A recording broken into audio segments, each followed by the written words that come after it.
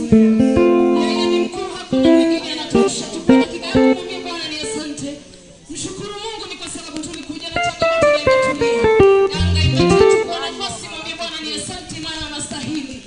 Hakuna mwingine anaweza, ni wewe tu. We worship you Jesus, we give you glory. We honor your name, we adore your name, Jehovah. Hallelujah, we worship you.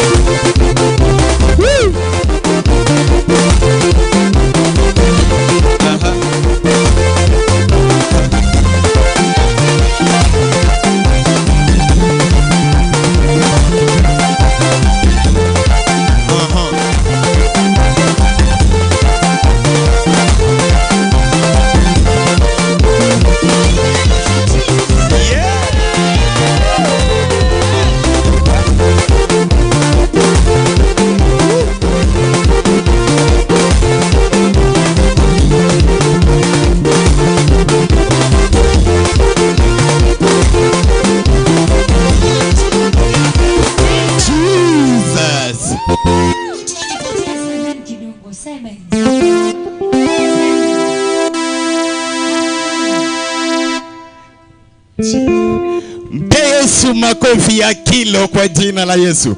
Inua tu mikono yako namna hii. Naambia mwenzako na bado. Mwambie tena na bado. Kama serikali, kama jeshi wanaweza praise namna hii, wewe ni nani ambaye uwezi msifu Bwana Yesu? Inua tu mikono juu hivi. We want to appreciate King of Glory. Ninashukuru Mungu kwa sababu tulisema hivi, mvua ni ya nani? Ni ya Mungu. Na hii kazi ambayo tunafanya hapa ni ya nani? Ni ya Mungu. Hallelujah. But God alikuwa anataka kutest imani yetu. Kama tutakaa kando na tungoje ya kwamba kama mvua itapunguka ndio tuingie kwa uwanja. But ninashukuru Mungu, mtumishi wa Mungu Pastor Gilbert akasema liwe liwalo, hata kama tumeenda mazoezi, hatutokingi kwa mazoezi.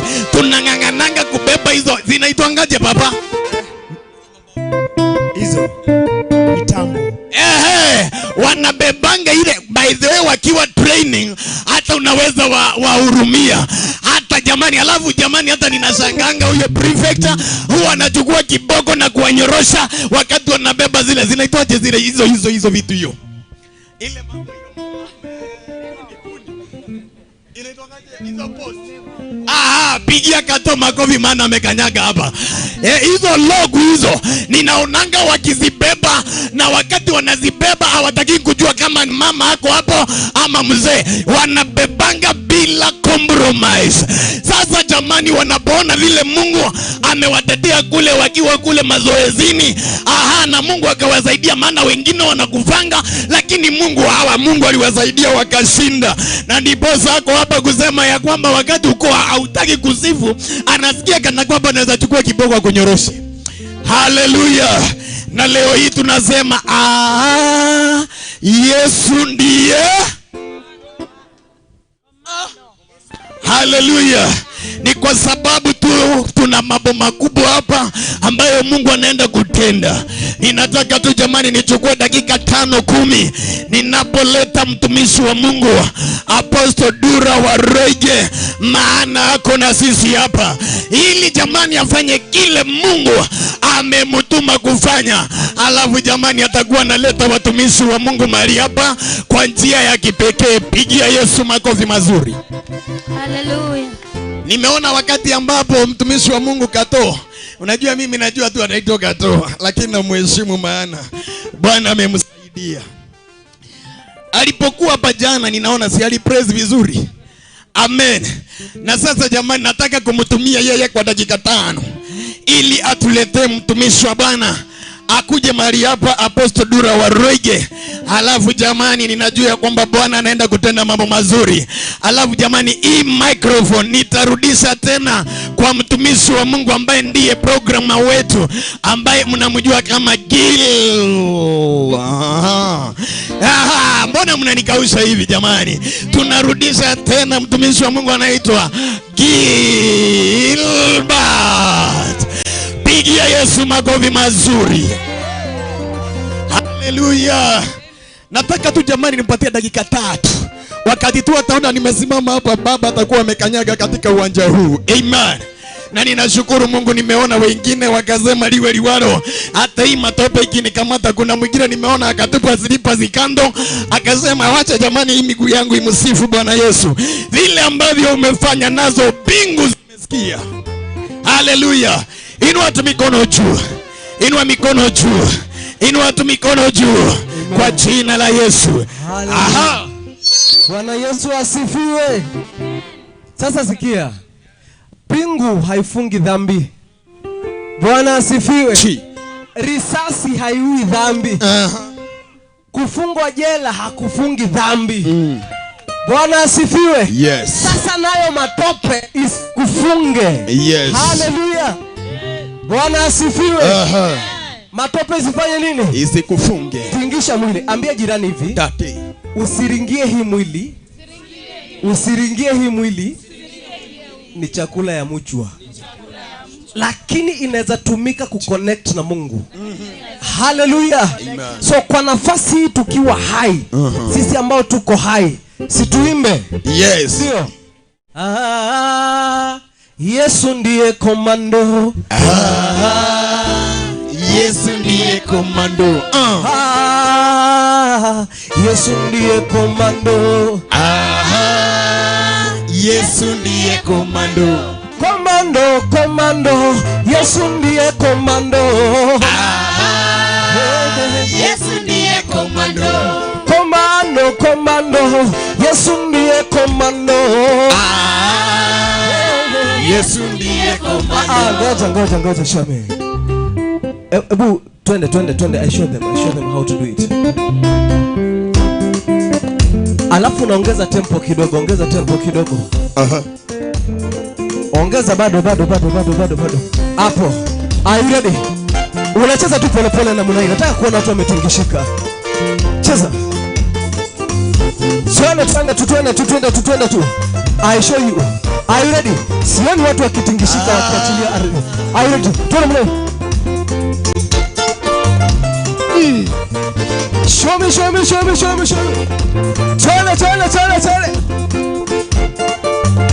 Twende.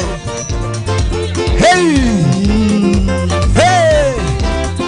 Twende kila mtu zunguka. Hey. Wengine wanasema pesa ndiyo komando. Yesu ndiye komando. Wengine wanasema mali ndiyo komando. Yesu ndiye komando. Ni nani aliye miomba komando? Yesu ndiye komando. Komando. Yesu ndiye komando. Yesu ndiye komando. Alishuka kaburini akamnyang'anya funguo. Yesu ndiye komando. Kuta za kuzimu zilimpisha njia, sema Yesu ndiye komando. Ameshinda kifo na mauti. Yesu ndiye komando. Yesu ndiye komando. Komando. Yesu ndiye komando. Yesu ndiye komando. Komando. Yesu ndiye komando. Yesu ndiye komando.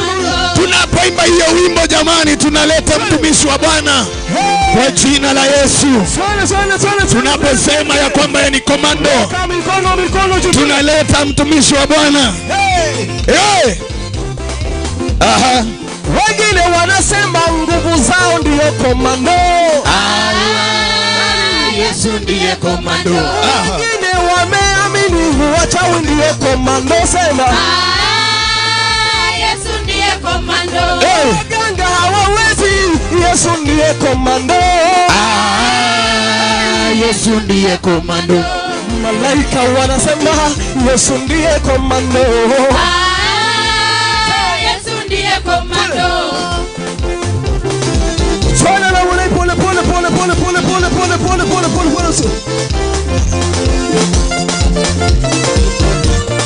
Tunaenda sote tena.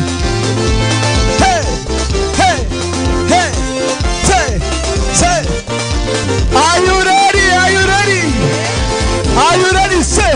Siku zote tunaimba kweli. Yesu ni Bwana. Malaika wanaimba uko mbinguni. Yesu ni Bwana. Alipia gharama Yesu. Yesu ni Bwana. Alipia gharama msalabani. Yesu ni Bwana. Ametutengeneza Yesu. Yesu ni Bwana. Ametubadilisha Yesu. Yesu ni Bwana. Malaika wanaimba uko mbinguni. Yesu ni Bwana. Wanaimba na kusifu jina lake. Yesu ni Bwana. Serafi makerubi wanainua. Yesu ni Bwana. Pia gharama Yesu. Yesu ni Bwana. Gharama msalabani. Yesu ni Bwana. Asante tu. Haya. Yesu ni Bwana. Sema twende. Yesu ni Bwana. Hata Nabii Daudi alishasema. Yesu ni Bwana. Sakuleta mwani alishona. Yesu ni Bwana. Mbatizaji alishasema. Yesu ni Bwana. Ezekieli alitabiri. Yesu ni Bwana. Ya gharama Yesu. Yesu ni Bwana. Ya gharama msalabani. Yesu ni Bwana. Ya gharama Yesu. Yesu ni Bwana. Come on. Yeah. Yesu ni Bwana. Bwana tutu. Yesu ni Bwana. Sema kila mtu tutu. Yesu ni Bwana. Yesu ni Bwana. Yesu ni Bwana. Twende tena. Ruka juu. Yesu ni Bwana. Rukia Yesu sema. Yesu ni Bwana. Sema. Yesu ni Bwana. Sema kila mtu. Yesu ni Bwana. Kila mwenye pumzi na aseme. Yesu ni Bwana. Pia gharama msalabani. Yesu ni Bwana. Pia gharama ya maisha yetu. Yesu ni Bwana. Tulikuwa waovu kuliko wewe. Yesu ni Bwana. Pia gharama Yesu. Yesu ni Bwana. Pia gharama msalabani. Yesu ni Bwana. Pia gharama Yesu. Yesu ni Bwana. Twende sasa namna hii. Sole.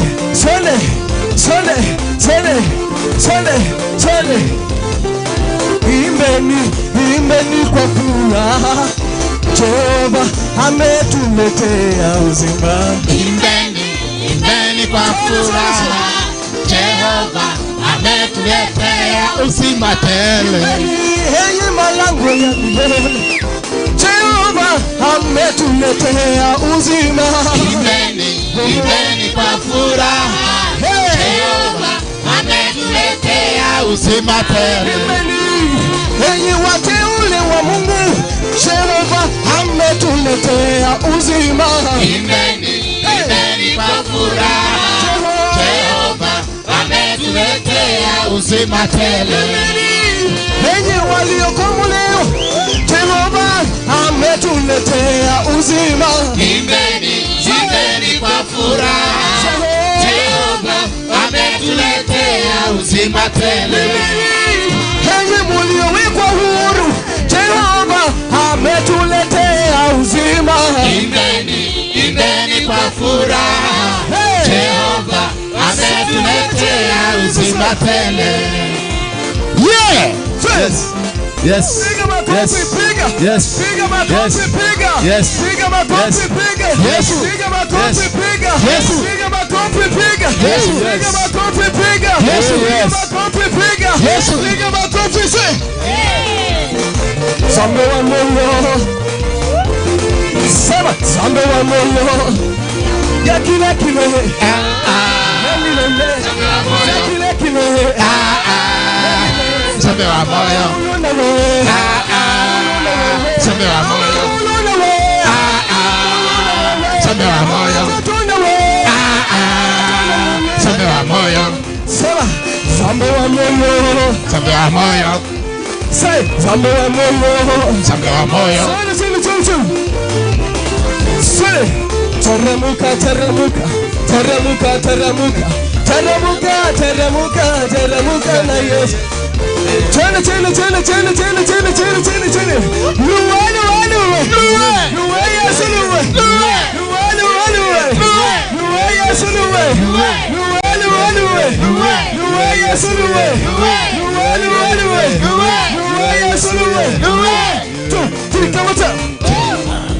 Thank you very much. Asante sana. We thank God once again Tunashukuru Mungu mara tena because our faithful God. maana ni Mungu mwaminifu. He is a faithful God. Ni Mungu mwaminifu. We were here yesterday. Tulikuwa hapa jana. He was faithful to us. Akawa mwaminifu We kwetu. are here today. Tuko hapa He leo. has been faithful to Amekuwa us. mwaminifu kwetu. He told us to come. Alituambia He tukuje. told us to come here. Alituambia tuje hapa. And he also sent the rain to come Na here. pia akatuma mvua ije hapa. Then he told us, Na akatuambia ask the rain to go. ambieni mvua iende. And the rain went. Na mvua ikaenda. He was just teaching us faith. Alikuwa anatufundisha tu imani. That the rain and us, Ya kwamba mvua nasi we belong to one kingdom. sisi tu wa ufalme moja. And we only ask one part Tunanua upande mmoja of the kingdom ya ufalme to give space the other part of the kingdom. nafasi ya pande nyingine ya so that we ufalme can be able to move together. ili tukaweze kufanya pamoja. I'm here just to glorify the name of God. Niko hapa tu kutukuza jina la Bwana. And I want everybody that is out on the road there, Nataka kila mtu aliye upande wa barabara, I humbly request you. ninawaomba kwa unyenyekevu. I humbly request you Ninaomba kwa unyenyekevu that you may come down here. ili muje hapa chini. There is something I want to perform. Kuna kitu ningependa kufanya. There is something I want to perform here. Kuna kitu ningependa kufanya hapa. And I want you to be part of us, Na ningependa uwe sehemu yetu. so that we can receive the blessing together. Ili tukapokee baraka kwetu I pamoja. request you. Na waomba. I know you are so good people. Najua nyinyi watu wazuri mno. And you are good people to God. Na ni watu wazuri kwa And Mungu. God has been good to you. Na Mungu mzuri kwenu. I'm requesting you. Ninawaomba. And those people inside the field, Na wale walio ndani ya uwanja. just come closer here. Kucheni karibu. Because there is something I want to do. Maana kuna kitu nataka kufanya. I want to anoint the ground. Nataka kutia mafuta uwanja. Because this is what I was sent to do. Maana hiki ndicho nilitumwa kufanya. And you who is there, Na wewe ulioko hapo. I'm still insisting that you must come. Kile nasisitiza kwamba wasahili So kuja. that we become part of one body. Ili tuwe mwili mmoja. So that we can work as a team. Tuweze kufanya kama I'm asking Koki and the company. Nauliza Koki watu wake. Just come down. Mkateremke chini. Ushers, go to those people. Mashemanzi, endeni pale kwenye watu. Request them to come. Waombe wakuje. Because they are very important. Maana ni maana mno. The reason we came here is because of them. Sababu ilitufanya tuje ni kwa sababu yao. Because we have a role to do with them. Maana tuko na kusudi na hao. We be a blessing to them. Baraka kwao. We be a blessing to them. Tuwe wa baraka kwao. If you are seated in the tent, kama umeketi kwenye hema, that tent was not yours. Hiyo hema haikutengenezwa wewe uketi hapo. You are there by mistake. Iliwekwa kwa makosa. So get out of the tent. Sasa wewe toka kwa hema and join us here. Na ukaungane na hapa. Those who are seated on the other side of the tent, walioketi pale kwenye tent, I authorize you to come out of the tent. Na waamrisha muje sasa. Because you are not part of that tent. Maana nyinyi si sehemu ya hema. We never came here because of the tent. Haukuja hapo kwa sababu ya hema. We came here because we wanted the rain from heaven. Ulikuja ili unyeshewe na baraka ya mbinguni. So that the rain can rain on you. Ili mvua ya mbinguni kunyeshee. Yesterday I was happy with you. Jana nilifurahi sana na nyinyi. And some few guys were blessed here. Na kuna watu wachache walibarikiwa hapa. There is a gentleman we promised to give a motorbike. Kuna kijana tulimwahidi kumpatia motorbike ama and I promise I'm going to give you some more. Na ninaahidi kwamba naenda kutoa nyingi kabisa. And I want to thank all of you who came to the church. Nataka kuwashukuru wote mliokuja kanisani. Because I saw the glory of God in you. Maana niliona utukufu wa Mungu kwenu. One thing I want to promise you. Kila mmoja nataka kuahidi. One thing I want to promise you. Kitu moja nataka kuahidi. That God will never forsake you. Ya kwamba Mungu hatawahi waacha. God will never leave you. Mungu hatawahi waacha. God will never at all. Mungu hatawahi He loves you. Anawapenda. Right now, sasa hivi, I want to stand with the book of Jeremiah 1 verse 10. Nataka kusimama na kitabu cha Yeremia 1:10. And that is what brought me here. Na hicho ndicho kimenileta hapa. Because God has a purpose with the Githurai. Maana Mungu ana kusudi na Githurai. He want to change Githurai forever. Anataka kubadilisha Githurai milele. That the young people ya kwamba vijana will get out of Chang'aa. Watatoka kwa Chang'aa. They will get out of Bangi. Watatoka kwa Bangi. They will get out of Mogoka. Watatoka kwa Mkuka. They will get out of LGBTQ. Watatoka kwa LGBTQ. And they will serve God. Na watatumika na the young people, vijana, they will serve God. Kuna Mungu. They will serve God. Watatumikia Mungu. Because God has a reason with them. Maana Mungu ana kusudi nao. The Bible says, Biblia yasema, come let us listen together. Njoo tukasemezane. So that we can embrace. Ili tukaweze kukumbatia the authority of God over us. Utawala wa Mungu juu yetu. We seek the power of God. Tunatafuta nguvu za Mungu. We seek the authority of God. Tunatafuta mamlaka ya Mungu. And once we get the authority of God, tukishapata mamlaka ya Mungu, every demonic power against our life, kila nguvu ya kipepo kinyume na maisha will be extinguished. Itazimwa. And they will never hear it again. Hutaisikia tena. The manner of crime that you've been hearing here,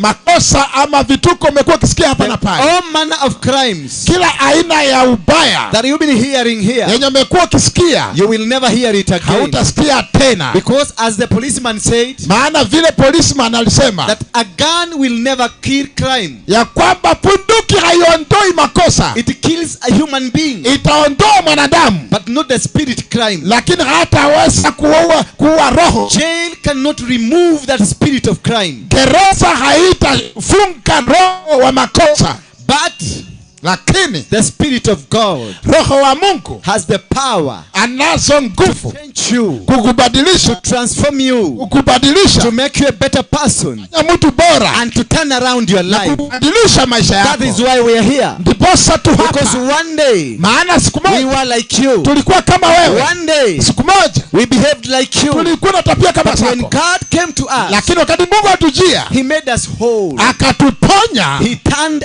us, akatubadilisha, made us a whole body, akatufanya watu a wazima, body that is clean mwili ulio safi for the purposes of God. kwa makusudi ya Mungu, And we became good people. na tukawa watu wazuri. When we were meant to die, Tulikusudiwa kufa, but God said, lakini Mungu akasema these men are mine. hao watu ni wangu. They are not meant to die. Si watu wa No kufa. one is meant to die. Hakuna mtu wa kufa. Every person is meant to Kila live. mtu ni makusudi aishi. No authority Hakuna mamlaka in heaven or down here mbinguni ama hapa chini that has a wish for you to die. yenye nataka wewe ufe. God has a good plan. Mungu ako na kusudi The book njema. of Timothy says He has got good plan. Kitabu cha Yeremia inasema ako na mipango A mizuri. good plan Mipango mizuri to make you better, kukufanya bora, to raise you, kukuinua, to transform you, kukubadilisha and enjoy the fruits of heaven. na ukafurahia matunda ya That is mbingu. why we're here, Ndiposa tu hapa to enjoy the fruits of heaven. furahia matunda ya mbinguni. I remember one day Nakumbuka siku moja when my name was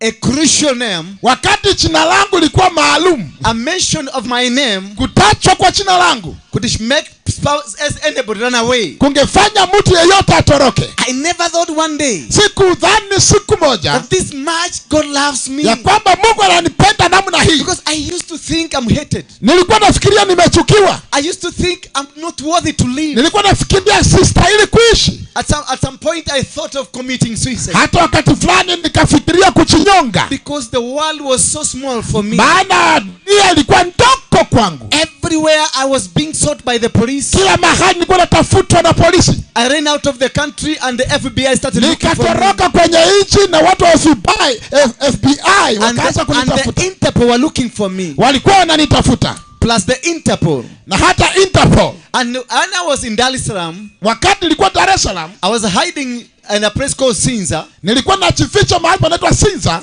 I was cornered Nikafumaniwa by the Interpol.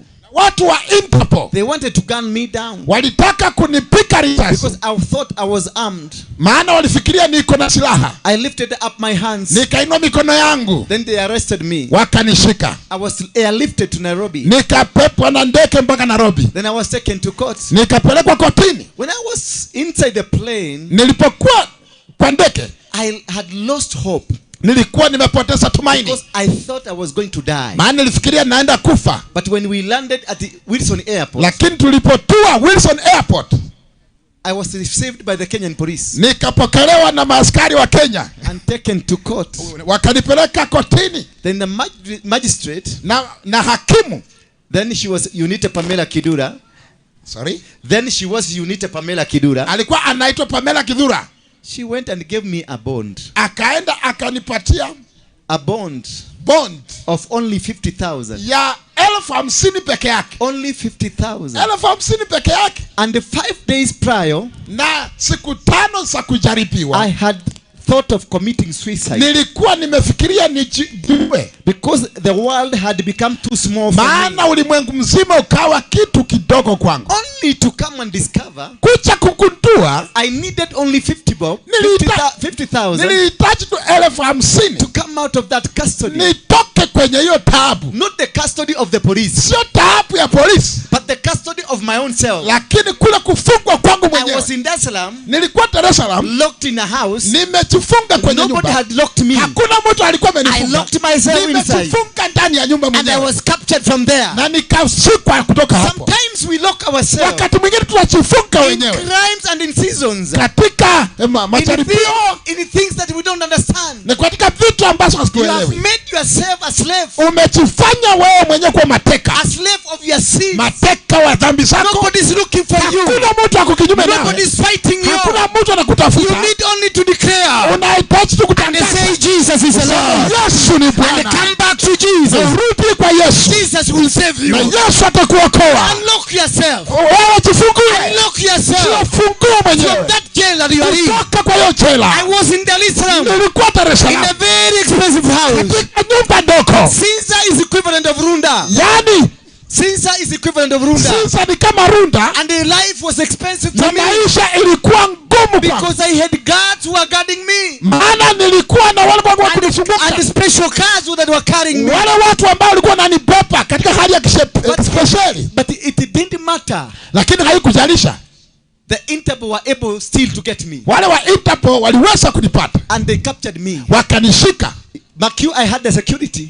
Kumbuka pia mimi nilikuwa na ulinzi, I was living the best place in Dar es Salaam. na nilikuwa nakaa mahali pazuri kule Dar es Salaam, And my mind is very sharp. na akili yangu iko timamu. I am not a nyenje. Mimi sio nyenje, I am somebody who thinks. mimi nafikiria, I'm somebody who plans. mimi ni mtu napanga, I'm somebody who can hit very fast. mimi naweza konga kabisa, But I was hit very fast. lakini nilikongwa mno, Because God had a plan. maana Mungu alikuwa na kusudi. He made me to run away to Tanzania Akanifanya nitorokee Tanzania so that he can pick me like a fly. ili anichukue kama inzi And he brought me back to Kenya. na nirudishe Kenya. I was running away from the courts of Kenya. Nilikuwa natoroka The courts of Kenya, mahakama za Kenya, so that they may not take me to jail. ili wasinifunge mimi. I was picked, Nikachukuliwa, airlifted nikapandishwa ndege for free.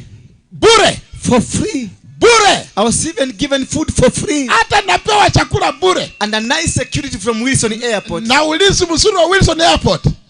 6 cars, Magari 6, brand new Peugeots, ile Peugeot mpya, station wagons, station wagons, KAM, AAM, KAM, KAM and the KANs. na KAN By then they were new.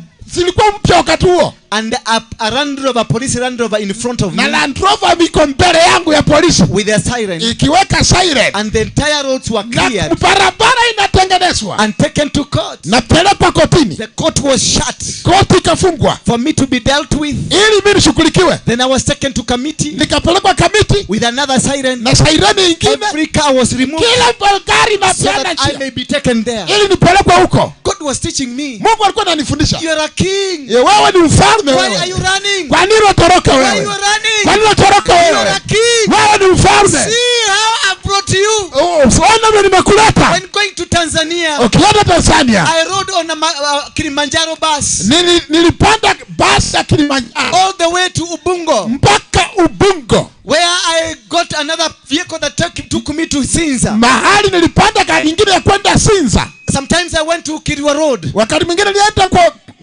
Kirwa Road. Kingwa Road, It is in Tanzania. iko huko Tanzania. When I mention Kirwa Road, you shift to Tanzania. Okay, fine. You get out of Natoka Bungoma. God showed me one thing. Mungu akanionyesha kitu moja, I have the control over your life. niko na utawala juu ya maisha yako. You can run, Waweza kimbia, but you cannot run from me. lakini wesi kunikimbia mimi. You can hide, Waweza jificha, but you cannot hide from lakini me. wesi jificha mimi. I paid my ticket to Tanzania. Nikakata Haleluya, haleluya, haleluya. Bwana asifiwe, watu wa Mungu. ya kimataifa kanirudisha, International community. ile jumuiya ya kimataifa, Because it is the Interpol that brought me to maana Kenya. ni Interpol ilinirudisha Kenya With a plane to Kenya. na ndege Kenya, Then picked up by the government of Kenya. nikachukuliwa na serikali ya Kenya, Handled in a court of Kenya. nikawekwa kwa koti ya Kenya, Then taken to to an international 5-star hotel nikapelekwa ile hoteli ya 5 star at Kamiti Prison. kule Kamiti Prison. That is where I was given a room Hapo ndipo nilipewa chumba and given international standard food na nikapewa chakula cha kimataifa, because I was a king. maana nilikuwa mfalme. I want to tell you one Nataka thing nikwambie tonight, kitu kimoja leo, that you are a king. wewe ni mfalme. Do not be afraid of the devil. Usiogope The devil shetani. just came to lie to you. Shetani alikuja tu He kukulaghai, came just to destroy you. alikuja tu He kukuharibu. got no good plan for you. Hana mipango He mizuri got nawe. no good arrangement for you. Hana mipango mema nawe. He only want to destroy you. Anataka tu kukuharibu. Only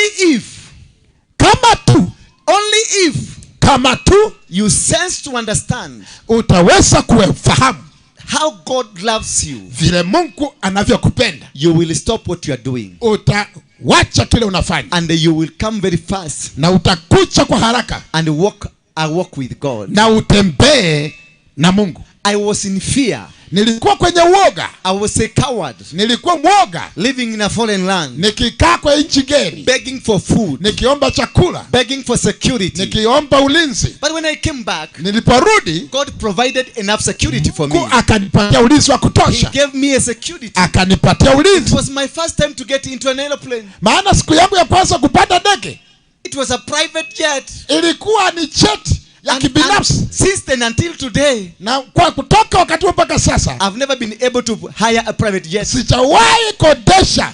But when you are in the position Wakati uko kwa and nafasi, in the plan of God, kwa mpango wa Mungu, He hires you the best.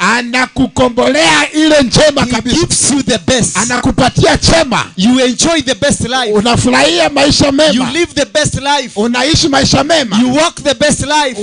unaishi maisha mema, And then no power na hakuna nguvu that will rise against you. itakaa kuinukia. In the book of Jeremiah, Kitabu cha Yeremia chapter number 1, mlango ni wa kwanza verse number 10. mstari wa 10. The Bible says Biblia yasema he was speaking to Jeremiah. alikuwa ananenea Yeremia. You remember in the verse number 4 of that chapter, Aya ya 4 wa huo God had spoken to Jeremiah Mungu alikuwa amenenea Yeremia, and he told Jeremiah, see, before you were born, akamwambia ona, kabla usaliwe I had known you. nilikuwa nakufahamu, I had set you apart, nilikuwa consecrated you, nilikuwa and nimekutakasa anointed you na kukupaka into the nations, uwe that nabii wa mataifa, that you become a prophet ili uwe nabii to the nations. wa mataifa.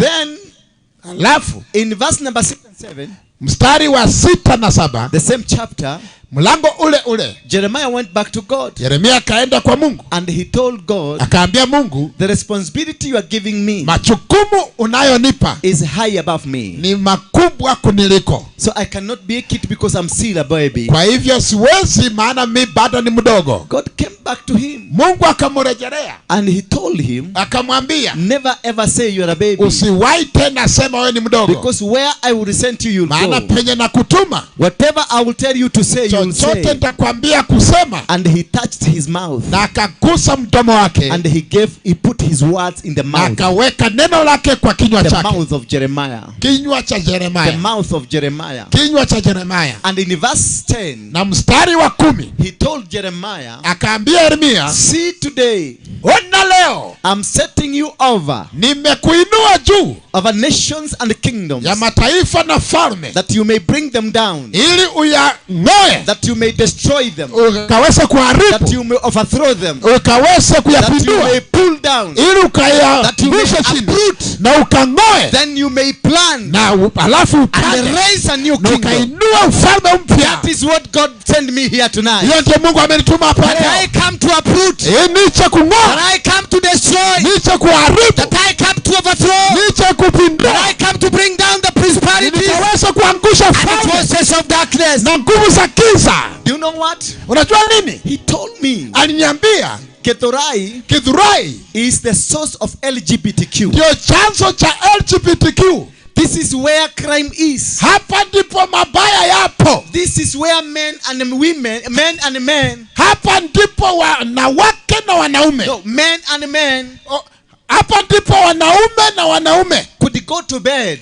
wataenda kitandani in the broad daylight mchana peupe, and they don't care. na hawajali, And they will come back na watarudi holding hands wakishikana mikono like they are a girl and a man. kama mwanamke na mwanamume. They don't care. Hawajali. This is where Hapa ndipo changa is sold chang'aa inauzwa to a 10 years boy, kwa kijana wa miaka 10, a 10 years girl.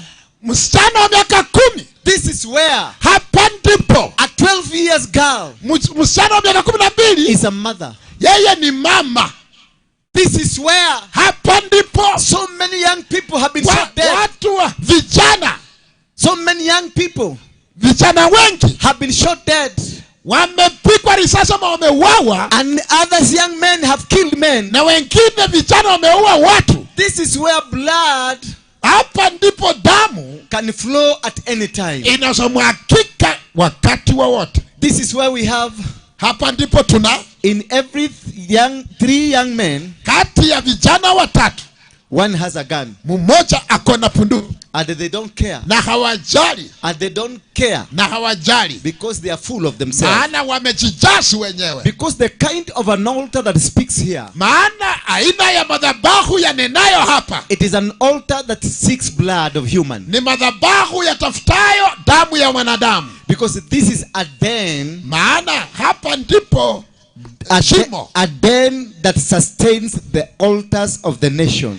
jimo linalohifadhi madhabahu ya taifa, Altars that seeks blood from human beings. madhabahu yanayotafuta damu ya wanadamu. If you go the other side of Zimmerman, Ukienda pande ya Zimmerman, young people at the age of 10, vijana kwa umri wa miaka 10 they are already drunk now. hao washalewa sasa, Because they are supposed to die maana wanastahili kufa for the plans of the devil to be ili succeeded. mipango ya shetani ifaulu. That is what brought me here. Hiyo ndio kazi imenileta hapa. I didn't come to preach. Sikuja kuhubiri, I came to tell you the gospel of Jesus. nilikuja kuambia habari ya Yesu Kristo, That Jesus is ready to redeem this area. ya kwamba Yesu ako tayari kukomboa That Jesus maeneo is haya, ready to change everything in this ya area. kwamba Yesu yu tayari kubadilisha kila kitu And hapa, the power of God is ready to be witnessed. na nguvu za Mungu siko tayari kushuhudiwa. Remember, as we came here, Kumbuka tulipokuja hapa it was raining. ilikuwa inanyesha, And God told me Mungu akaniambia that for you to believe I am with you, ili uamini niko pamoja nawe, ask the rain to go. uliza mvua iende. And I asked the rain to go. Nikaambia mvua enda, And the rain disappeared. na mvua akaenda, Then he told me, na akaniambia go do what I have told you. basi fanya kile nilitaka You ufanye. will change. Utabadilisha, You will change utabadilisha the whole world ulimwengu mzima and the whole nation. na taifa mzima. The other Sunday we were in the church, Jumapili iliyopita tulikuwa and kanisani we raised an altar na tukainua to madhabahu stop accidents in the nation. kusimamisha ajali kwenye taifa hili, And since that day, na tangu hiyo siku there is no accident. hakuna ajali. Because the God we were worshiping Maana Mungu naye mwabudu is a God that is a God of truth. ni Mungu wa ukweli, A God that will never forsake us nor leave ni us. Mungu ambaye hatatuacha wala kutupungukia. As we will be doing the activity that God sent me to do, Wakati tunaendelea na kazi ambayo Mungu amenituma I kufanya, will be anointing this ground. nitakuwa natia mafuta mahali hapa. Every form of disease. Kila aina ya magonjwa, It doesn't matter whether you have cancer. haijalishi kama uko na It kansa, doesn't matter whether you have HIV. haijalishi kama uko na ukimwi Neither diabetes. ama kisukari, Any form of a chronic disease. kila aina ya magonjwa sugu, Any form of a disease. kila aina ya maradhi, Any form of a challenge. kila aina ya changamoto It will disappear. itapotea, It will never come again. haitawarudi tena. And the Gedorai Na Githurai will be the most peaceful place to live. itakuwa mahali pa amani mno. Gedorai Githurai will produce leaders. itatoa viongozi. And in this pitch, Na kwa uwanja huu, this is a football pitch. hapa ni uwanja wa mpira, They will one day kuna siku moja produce a young man watainua kijana that will participate in the European League. ambaye ataweza kupigania mpira kimataifa. Not one, Sio moja, not two, sio wawili, not three, sio watatu, about 4 of them. karibu wanne hivi. God will create a situation Mungu atatengeneza mazingara and they will be taken to Europe na watapelekwa Europa and the scouts will pick up them na watachukuliwa so that God God can show to the people of Githurai ili Mungu aonyeshe watu wa Githurai that you are not rejects. ya kwamba nyinyi si wakataliwa. About 30 years ago, Kama miaka 30 iliyopita, there used to be a dumping site here. kulikuwa na mahali pa takataka hapa. The one that was shifted to Dandora. Mahali penye palihamishwa pakapelekwa Tandora. Yes.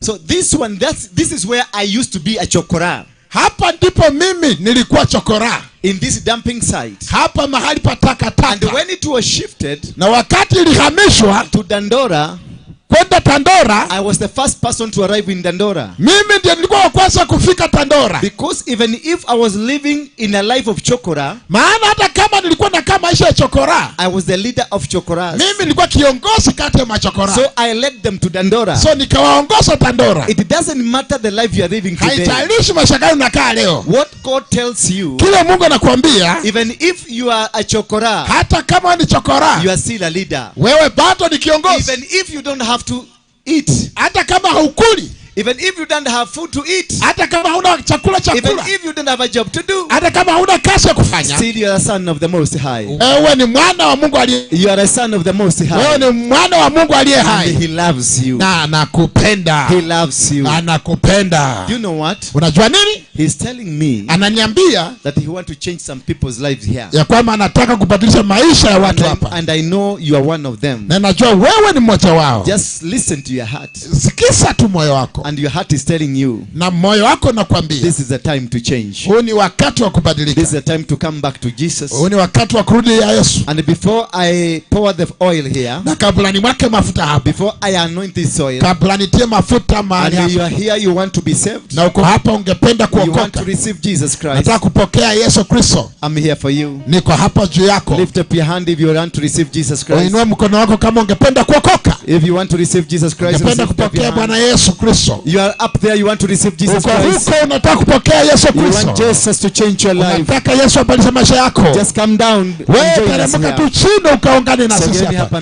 Nyinyi kucheni hapa mbele. Just come in front. Kuja tu hapa mbele. Do not be limited there. Usizuiliwe huko. I want all of you just come this way. Nyinyi wengine kujeni pande hii. All of you just come. Wengine kujeni tu pande hii. I said you who are standing. Nasema nyinyi ambao mmesimama huko. And those who are seated, if they can be able to come. Na wale ambao mmeketi kama mnaweza kuja. I want you to come. Nataka uje. If you cannot be able to walk, kama huwezi tembea, like the shows, just stay there. Kama social wetu weka tu hapo. All you the ushers, mashemanzi nyinyi wote, I want you to be join here. Nataka pia mkuje pande hii. The work of the ushers has come to an end. Maana kazi ya mashemanzi sasa imeisha. Just join us here. Ungana na sisi hapa. I said you who are there. Nasema nyinyi mlioko pale. Worship him. Waimbaji. Just come closer. Kujeni karibu tu. All of you. Nyinyi kujeni tu. Kujeni. Nyinyi wote. Glory to God. Want to worship. Worship. I said, ushers, if you don't want to come, you can go. Not a must you come. Kuna uzima, furaha daima, njoni tufurahi msalaba. Asili ya mema, nitatua mzigo hapo. Nina uzima, furaha daima, njoni kafurahi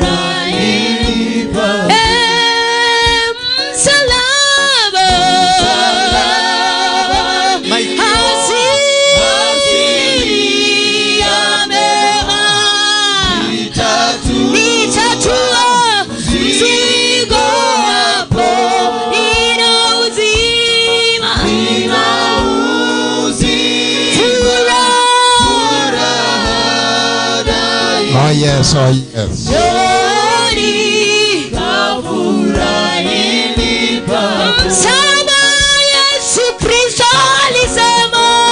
sing, lift up your hands now. Inua mikono yako juu tunapoenda kuimba. Nikatua mzigo hapo,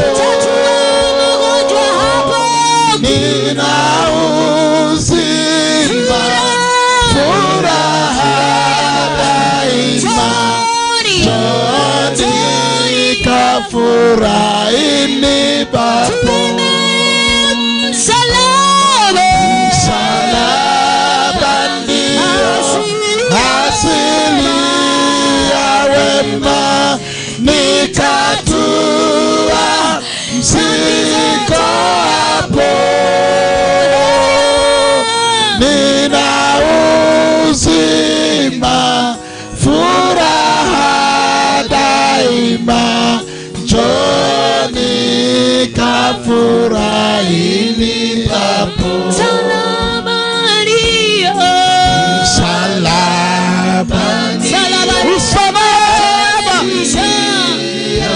Tuimbe pamoja.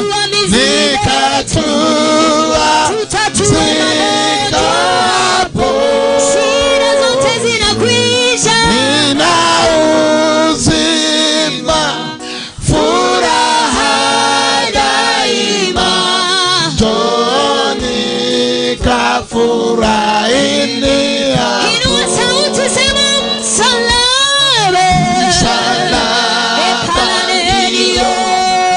Asili ya wema, nikatua mzigo hapo, nina uzima, furaha daima, njoni kafurahini papo. nifanye. Lift up your hands up. Inueni mikono yenu. Nyinyi ambao umekuja hapa, Yes. inua tu mikono yenu juu. Ashes, you can stand behind them. Mashemazi simameni nyuma yao. Sema, Bwana Yesu, nimekuja mbele zako, unisamehe dhambi zangu, unifute kwenye kitabu cha mauti, uniandike kwenye kitabu cha uzima. Kutoka leo mimi sitatenda dhambi tena, mimi ni mtoto wako. Shetani, sina mahusiano yoyote, nimeondoka kwako, mimi nitamtumikia Yesu. Sema amen. Baba, katika jina la Yesu Kristo, wewe ni Mungu mwenye mamlaka, mwenye kubadilisha. Ulinibadilishia maisha nikiwa katika hali kama hii, na ukanigeuza nikakuwa mtumishi. Sasa hivi nimekuja kuwakomboa hawa kwa ajili ya maagizo yako ulionituma. Nimesimama mbele yako kuvunja nira na mipango yote ya kishetani juu ya watoto hawa. Kila mipango na kila foundation, misingi aina yoyote ya wachawi, ya uganga, ya ulevi, haijalishi, yote ninaiteketeza katika jina la Yesu Kristo. Ninawatangazia na ninawapatia uhai mpya, wakaweze kukua, kuishi na kutamalaki katika maisha yao jinsi unavyotaka na jinsi ulivyowapangia. Ni katika jina la Yesu Kristo tunasema amen. Amen. Siwapigieni makofi. Hallelujah, hallelujah, hallelujah. Wengine wote tuinue mikono yetu. Thank you Jesus. Hata wale wako kule juu, ningetupenda tuinue mikono yetu juu tukaweze kutubu dhambi zetu sisi zote. Hallelujah. Kama uko mahali hapa na unajua wewe si mchawi, wewe si mwizi, wewe si mkorofi, inua tu mkono wako juu. Nyinyi mko kule nyuma, inua mkono, kwa sababu sioni maana yao kukuja hapa kujishikanisha hivi, ni kama uelewi unakuja kufanya nini. We have come to serve God.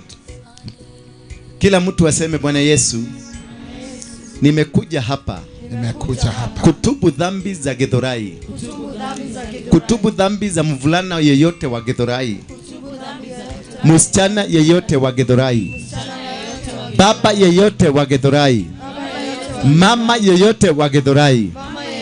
Nimekuja kutubu dhambi za wale walikuwa hapo mbele yetu ambao waliondoka.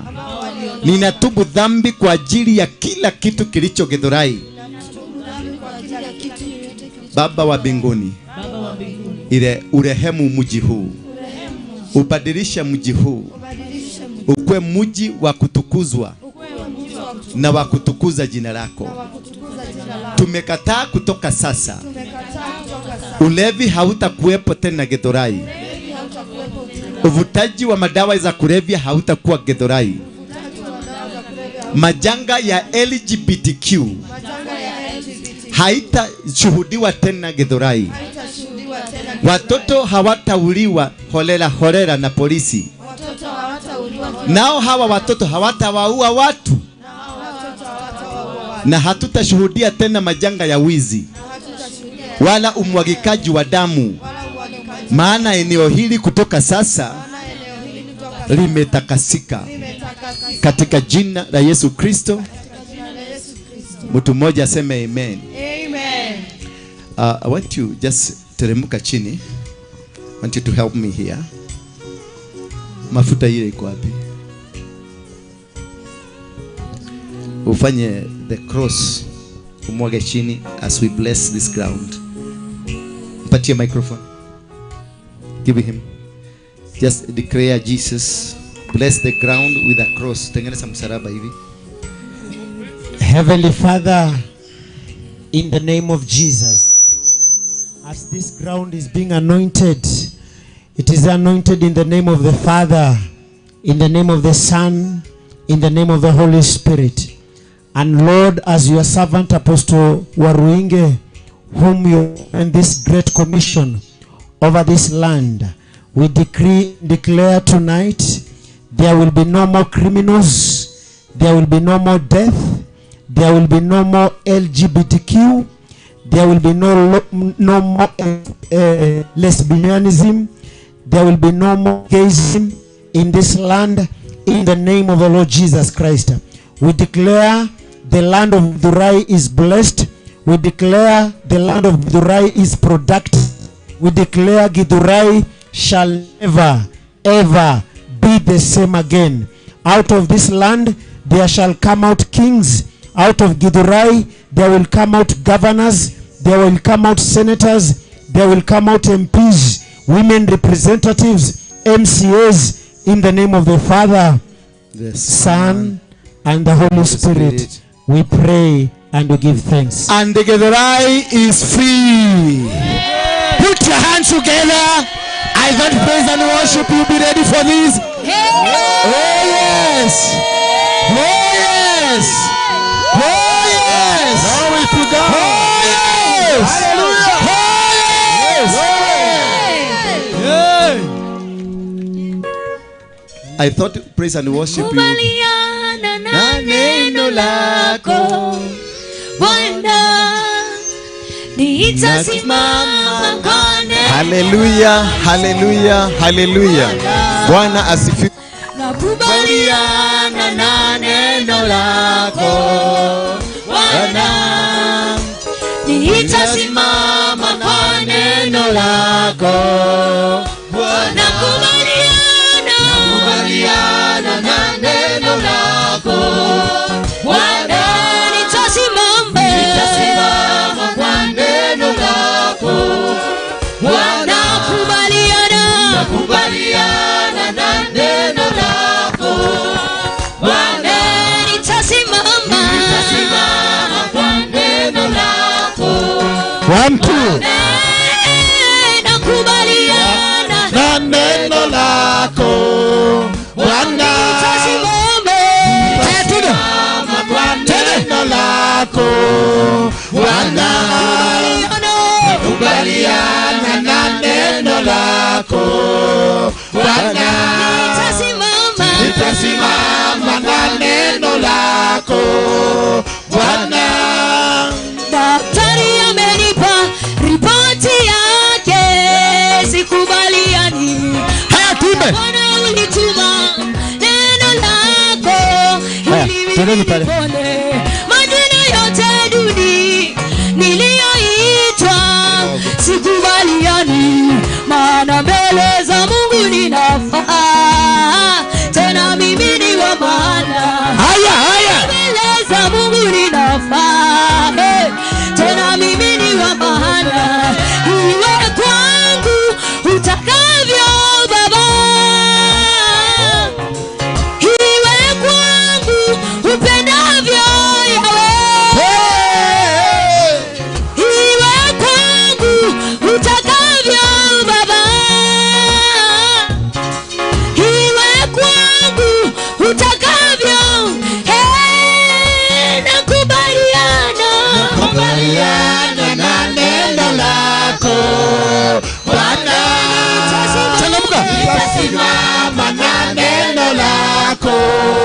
Bwana, nakubaliana na neno lako Bwana, nitasimama na neno lako Bwana, nakubaliana na neno lako Bwana, nitasimama na neno lako Bwana, nakubaliana na neno lako Bwana, nitasimama na neno lako Bwana.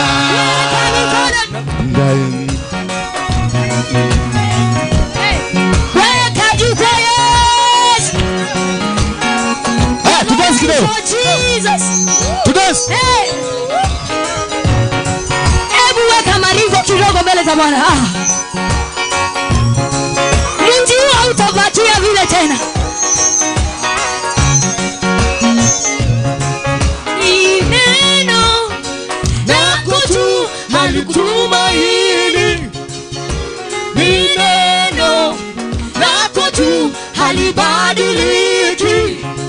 Umelinua juu ya jina lako neno. Haya. Halikurudi bure. Neno la kinywa chako Bwana. Acha nilishikilie ili tumaini nikikungoja Bwana. Acha nilishikilie ili tumaini nikikungoja Bwana. Kila ulilosema ni kweli. Ni kweli. Hata nikikawia ni kweli. Kila ulilosema ni kweli. Hata nikikawia ni kweli. Ahadi zako kwangu ni kweli. Hata nikikawia ni kweli. Kila ulilosema ni kweli. Haya. Kila ulilosema ni kweli. Hata nikikawia ni kweli. Kila ulilosema ni kweli.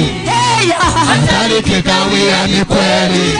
Ulilosema ni kweli. Hata nikikawia ni kweli. Ulilosema ni kweli. Hata nikikawia ni kweli. Ulilosema ni kweli. Hata nikikawia ni kweli. Ahadi zako kwangu ni kweli. Hata zikikawia ni kweli. Ahadi zako kwangu ni kweli. Hata zikikawia ni kweli. Ahadi zako kwangu ni kweli. Hata zikikawia ni kweli. Ahadi zako Bwana ni kweli. Haya. Zikikawia ni kweli. Ahadi zako Bwana ni kweli. Hata zikikawia ni kweli. Ahadi zako Bwana ni kweli. Hata nikikawia ni kweli. Ahadi zako Bwana ni kweli. Akisema taokoa. Hata zikikawia ni kweli. Akisema tabariki. Ahadi zako Bwana ni kweli. Akisema tainua. Hata zikikawia ni kweli. Akisema tabadilisha. Ahadi zako Bwana ni kweli. Hata zikikawia ni kweli. Anasema wewe ni wa maana. Ahadi zako Bwana ni kweli. Hata zikikawia ni kweli. Nitaishi. Come on. Nitaishi.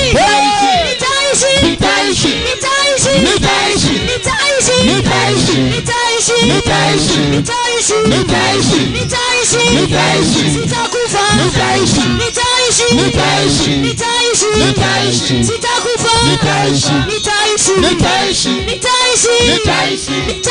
Nitaishi. Haya. Weka juu kwa Yesu.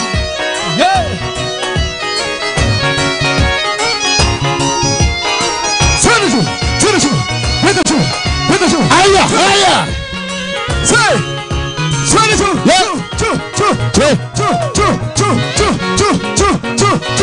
Are you listening?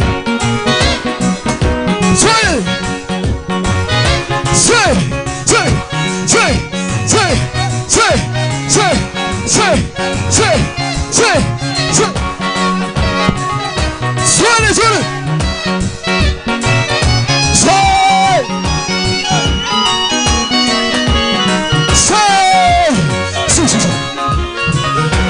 Jesus Christ, Messiah. Jesus Christ, Redeemer. Jesus Christ, Provider. Jesus Christ, Redeemer. Jesus Christ, Provider. Jesus Christ, Sanctifier.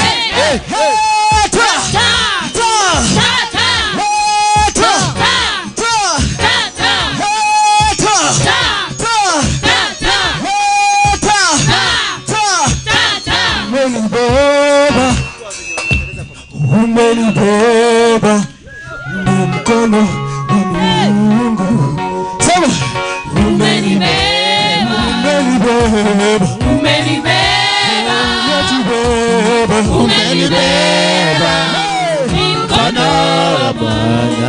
Umenibeba, umenibeba, umenibeba, umenibeba, Ni mkono wa Mungu.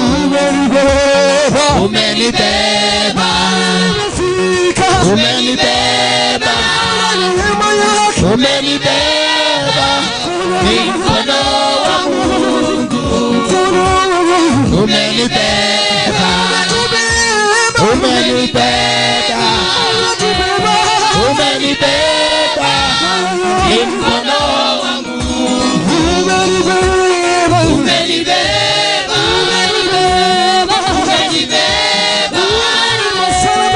umenibeba, ni mkono wa Mungu. Umenibeba, umenibeba, sawa naye, umenibeba, umenibeba, ni mkono wa Mungu. Umenibeba, umenibeba,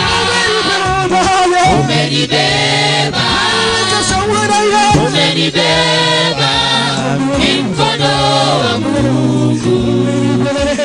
Umenibeba, nimeona wema wako, nimeona fadhili zako we Bwana, Nasema asante. nimeona wema wako, nimeona fadhili zako we Baba, nasema asante. Asante, wewe ni mwema. Asante, asante, nasema asante. Asante, wewe ni mwema. Asante, asante, nasema asante. kelele za nini? Hizi ni kelele za ushindi. Hizi ni kelele za nini? Hizi ni kelele za ushindi. Napigana vita gani? Amepigana Bwana, sio sisi. Napigana vita gani? Amepigana Bwana, sio sisi. Napigana vita gani? Amepigana Bwana, sio sisi. Napigana vita gani? Amepigana Bwana, sio sisi. Amenibeba, Amenibeba, amenibeba, ni mkono wa Mungu. Swali tu, weka mikono tena. Amenibeba, amenibeba, Tuweke karibu na yeye. amenibeba, ni mkono wa Mungu. Amenibeba, amenibeba, Ameniweka sawa na amenibeba, ni mkono wa Mungu. Amenibeba, nitakufa, amenibeba, leo niko hai. amenibeba, ni mkono wa Mungu. Amenibeba. Twende pamoja tu. Pole pole tu mwanangu. Sikia, Sasa pole pole tu, pole pole tu. sikia hii. Hey! Sema tu pole pole. Haleluya, haleluya, haleluya. Bwana asifiwe, watu wa Mungu. Mtumishi wa Mungu Dura wa Rwege anawatangazia mkutano wa Injili. Mfalme wa Amani Caravan kwa ushirikiano na makanisa mbalimbali ikiwemo kanisa la The Synagogue Crusaders for Christ inakualika kwenye crusade eneo la Goiro Githurai. Wangeni maliza, wangeni maliza, wangejivunia, wangeni maliza, wangeni maliza, wangejivunia, wangeni maliza. Basi Mungu kwa upande wangu, adui zangu mimi wangeni maliza. Kama si Mungu kututetea leo mbele ya adui zetu, wangeni maliza, wangeni maliza, wangeni maliza, wangeni maliza, wangeni maliza, wangejivunia, wangeni maliza, wangeni maliza, wangeni maliza, wangejivunia, wangeni maliza, wangeni maliza. Haleluya, haleluya, haleluya. Bwana asifiwe, watu wa Mungu. Mtumishi wa Mungu Dura wa Rwege anawatangazia mkutano wa Injili. Mfalme wa Amani Caravan kwa ushirikiano na makanisa mbalimbali ikiwemo kanisa la The Synagogue.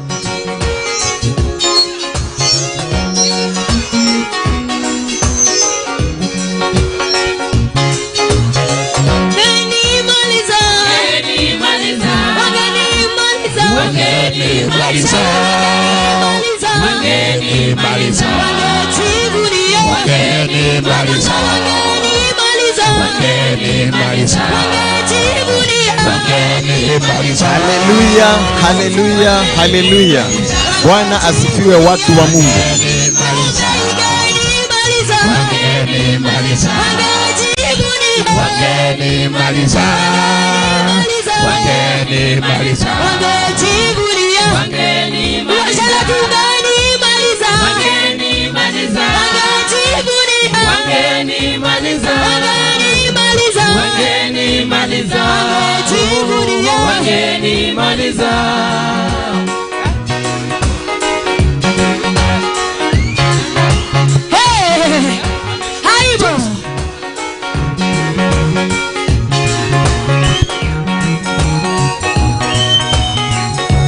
Weka mikono hapa ya mwisho nikipeana.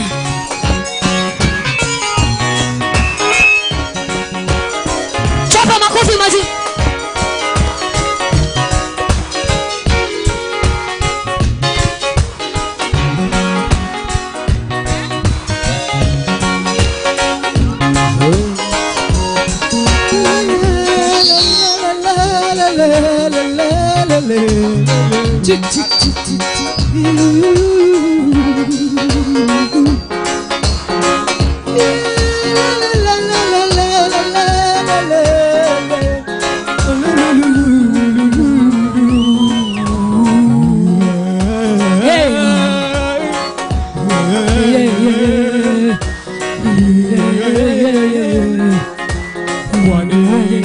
Jambo lipilo yeye asilo liweza,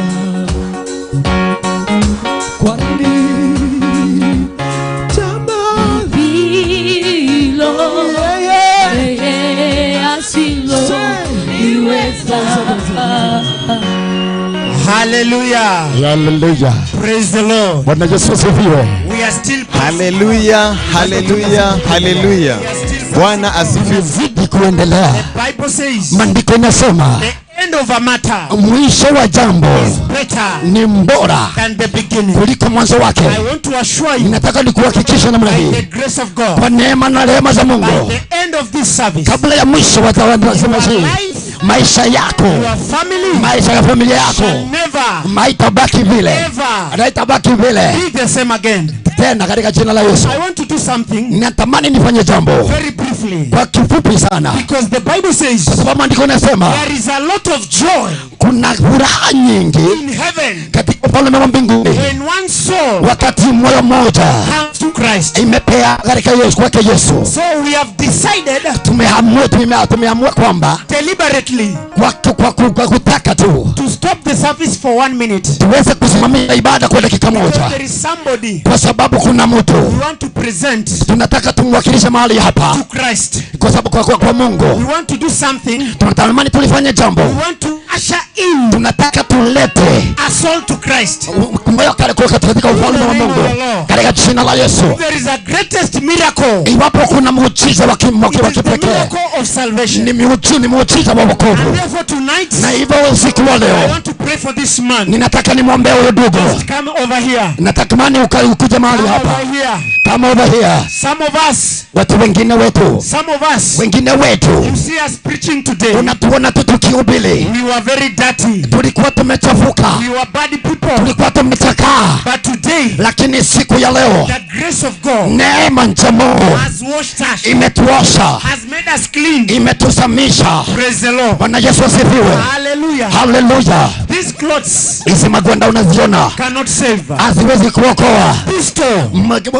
Mrututu wa bunduki, Pistol. mrututu wa bunduki, G3. ama G3, AK-47. ama AK-47, And all manner of bullets. ama bunduki zingine za aina yoyote cannot save. haiwezi kuokoa maisha yako. There is a name I know. Lakini kuna jina ninalolijua, There is a name I know. kuna jina The ninalolijua, name of our Lord Jesus jina Christ. lake Yesu mwana wa Mungu, The name of Jesus. jina lake Yesu mwana wa Mungu It can save. inaweza kuokoa. With our hands lifted up, Kwa mikono yetu ikiinuka juu, I want us to pray ninatamani tukaweza kuomba as I lead this man to Christ. ninapomwelekeza ndugu huyu katika sister, Kristo. come. Dada yangu karibia, karibu, kuja tu karibu. I feel also for you. Nahisi kwa moyo wangu tu nikuombe, I have to pray for you. nahisi tu nikuombe, The two of you. nyinyi wawili. I feel in my heart Ninahisi tu kwa moyo wangu that we need to pray for this. tunahitaji tuwaombee wapendwa hawa. So rudia maombi nyuma yangu. Natamani turudie maombi haya nyuma yangu, Rudia maombi haya nyuma yangu. rudia tu maombi haya nyuma yangu. I need another microphone. Ninatamani nipate mic I need lingine, another microphone. natamani nipate kipaza sauti As I kingine lead these people to Christ. ninapowapetisha hawa wapendwa katika Kristo. Amen. Amen. Amen. Rudia maombi nyuma yangu. Sema Bwana Yesu. Bwana Yesu, Kwa sauti sema Bwana Yesu. Bwana Yesu, Jioni ya leo jioni ya leo mimi ni mwenye dhambi. mimi ni mwenye dhambi, Nisamee dhambi na makosa. nisamee dhambi na makosa, Futa majina yangu. Futa majina yangu futa majina yangu kwenye kitabu cha mauti. kwenye kitabu cha mauti, Andika majina yangu andika majina yangu kwenye kitabu cha uzima. kwenye kitabu cha Ya uzima, kale yamepita, ya kale yamepita, tazama tazama nimefanyika nimefanyika kiumbe kipya. kiumbe kipya. Kuanzia leo Kuanzia leo nimeokoka. nimeokoka, Kuanzia leo kuanzia leo nimeokoka. nimeokoka, Mimi si mwenye dhambi. mimi si mwenye Kwa dhambi, jina la Baba, kwa jina la Baba, la Mwana la na Mwana la Roho Mtakatifu. na Roho Mtakatifu. Tumeomba na kuamini. Ama kuamini. Baba, katika jina la Yesu Kristo. Father, in the name of Jesus, Baba, jina la Yesu Kristo, I present these two men before you. ninawapeana hawa wapendwa kwako, I commit them before you, O God. ninawapeana kwako Mungu, I pray for them ninawaombea as men and women of God. kama wamume na wakike za And from Mungu, today, na Jehovah, kutoka leo Jehova, I transfer their names ninaleta majina from yao the kingdom of darkness, kutoka katika kitabu cha ufalme wa and giza I transfer them na nimeileta katika to the kingdom of God. ufalme wa Mungu. And from this day, Na kutoka siku ya I leo declare ninatamka ya they are new kwamba creatures. wao wamefanyika They vipya, are new creatures. wameambinika viumbe They are vipya, new creatures. wamefanyika viumbe Their vipya, names wenye majina are yao written in heaven. imeandikwa katika kitabu cha In the name uzima, of the Lord. katika jina la Yesu. I declare the blessings of God. Nimetamka baraka za The Mungu, blessings of God. nimetamka baraka za The Mungu, blessings of God. nimetamka baraka za Mungu Upon their lives. juu ya maisha yao, Upon their families. juu ya familia In zao, the name of the Lord. katika jina la Yesu. And from this day, Kutoka siku ya leo, every curse, kila laana, every curse kila laana is broken. imevunjika In the name of Jesus, katika jina la Son Yesu, of the living God. jina la Yesu Kristo. The Bible says, Na maandiko inasema by reason of the anointing, kwa sababu ya utakazo every yoke shall be destroyed. kila nila itavunjika, By reason of the anointing, kwa sababu ya utakazo every curse is broken. kila laana itavunjika. And right now, Na kwa saa hii I declare ninatangaza the anointing of God kupitia mafuta ya Mungu katika maisha ya watumishi wa Mungu, katika jina la Yesu, in the name of the Son, katika jina la Baba, jina la Mwana na jina la Roho Mtakatifu, we pray tunaomba and give thanks. na kutoa sifa. Now listen to me. Nisikize. Niangalie. Kuanzia leo, nyinyi ni watu wazuri, nyinyi ni watu wasafi. Amen. So kuna Asha hapa atawaelekeza pande ile, atachukua majina yenu, namba zenu za simu. Kuanzia leo tutakuwa tunawaombea na tutakuwa tunawafuatilia na mtasaidika katika jina la Yesu. Wapigieni makofi. Appreciate them in the name of Jesus. Wapigie tu makofi. Bwana Yesu asifiwe. Amen. Bwana Yesu asifiwe. Amen. Hapa mali tumesimama. Hatujamaliza ibada. Tuko na waimbaji special. Na ningependa kwanza niwatambue as we go on with the service. Ninatamani sana nitambue wapendwa fulani katika tukiendelea na ibada. God has blessed them. Mungu amewabariki. We have DJ Kata. Tuna mtu anaitwa DJ Kata. Hallelujah. Hallelujah. Hallelujah. Hallelujah. Is that how you appreciate gifts? Hivyo ndivyo mnavyo appreciate vipawa. Praise the name of the Lord. Bwana Yesu asifiwe. You know God has blessed us differently. Mungu ametubariki kwa njia ya kipekee. You may be a preacher. Wewe unaweza kuwa mchungaji. You may be a singer. Wewe unaweza kuwa mwimbaji. You may be a worshipper. Unaweza kuwa mwanaabudu ama maabudu. And so on and so forth. Kuendelea hivyo. So DJ Kata. DJ Kata. I want you to introduce yourself. Ninatamani sana tu ukaweza kujisema. Ndio tuendelee na ibada. And I know God is going to bless us. Na najua Mungu atakubariki. Amen. Yes. Bwana asifiwe. Siwasikii. Bwana asifiwe. Amen. Siwasikii hadi uko nyuma. Bwana asifiwe. Amen. Yes, kwa majina naitwa DJ Kata, natoka Ghetto Radio 89.5. Wala wanasikia Ghetto Radio. Wangapi wa Ghetto Radio ndani ya area? Wangapi watu wa mtaani Ghetto Radio 89.5? Leo tumekuja ku entertain hapa. Lazima pia kwa Yesu tunakatika, tunajibamba kidogo, si ndio? Tunataka kuvuta vijana kama sisi pia. Sisi wote tunakubalika kwa Mungu. Mungu anahitaji kila mmoja wetu. Hata kama wewe ni nani, hata kama unafanyanga nini, kama wewe ni criminal, hata kama watu wanakureject, wanasema wewe ni mlevi, wanasema unatumia drugs. Hapa leo Pasi amesema mmekaribishwa. Kujeni leo muone mambo ya Mungu, si ndio? Yes. Sasa mimi nataka niwabambe na ngoma 1 2 3, alafu nimekuja na wenzangu watakuwa wana introduce pia, si ndio? Yeah. Tuendelee ama tusiendelee? Tuendelee ama tusiendelee? DJ leta hiyo tukiwachezea zingine. DJ leta ngoma. Baba, sema. Alipokwisha kunena. Pump up the volume. Skiza. Mikono hapa kila mtu. Twende. Alipokwisha kunena. Twende.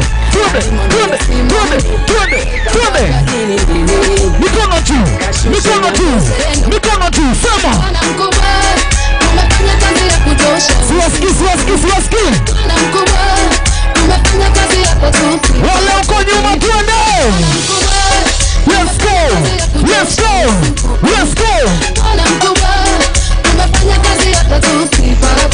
Tunasemaje?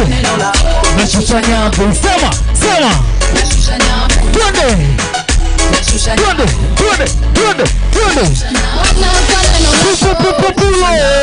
Pull up. Inabamba maibambe. Simona kwa Yesu pia kuna raha, si ndio? Tuendelee tusiendelee? Wale wako huko nyuma naomba mkaribie. Kujeni tujibambe pamoja. Kama uko huko nyuma, kama uko huko juu tafadhali. Tunaomba mkaribie. Leo mambo ni moto. Tuko na King Kafu ndani ya area. Ghetto Radio 9.5. Wapi kelele ya King Kafu?